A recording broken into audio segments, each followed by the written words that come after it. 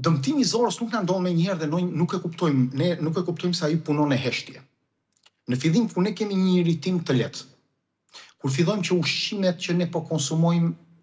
nuk tolerohen si më parë, disa nga ushqimet kryesore, kur kanë filluar disa fryrje në zorë, kur kemi disa probleme me gazrat, kur kemi probleme me dhimbje barku her pas here, kur kemi intoleranca ushqimore, ndonjëherë kruarje, kur shikojmë që kemi histamin të lartë dhe na kanë filluar alergjitë,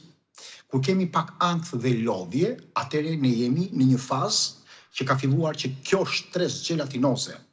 pra ky lloj jo vetëm mukusi, po e themi, ka filluar të dëmtohet në zorën tonë. Dhe këtu po fillojnë problemet duke hapur një sër sëmundjesh. Kur kalon në një fazë të avancuar, rriten bakteret si Escherichia coli dhe 4-5 nga bakteret më të vështira që do na sillin inflamacion kronik të përhershëm dhe do na sillin probleme të sëmundjeve autoimune. Pra, në rast se ne do kemi probleme me fryrjen, parehati, lodhje të pashpjegueshme, ndjeshmëri ndaj këtyre ushqimeve, dhimbje të erpaseshme, këto që ne tham, pra dhe alergji, apo dhe në një lloj ankthi thjesht,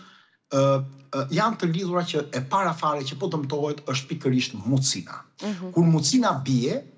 niveli i inflamacionit rritet dhe problematika që shoqërohet në fund të gjithë kësaj që ne tham, është IBS-ja, është koliti, janë sëmundjet autoimune, probleme metabolike dhe disa nga problemet e kancerit.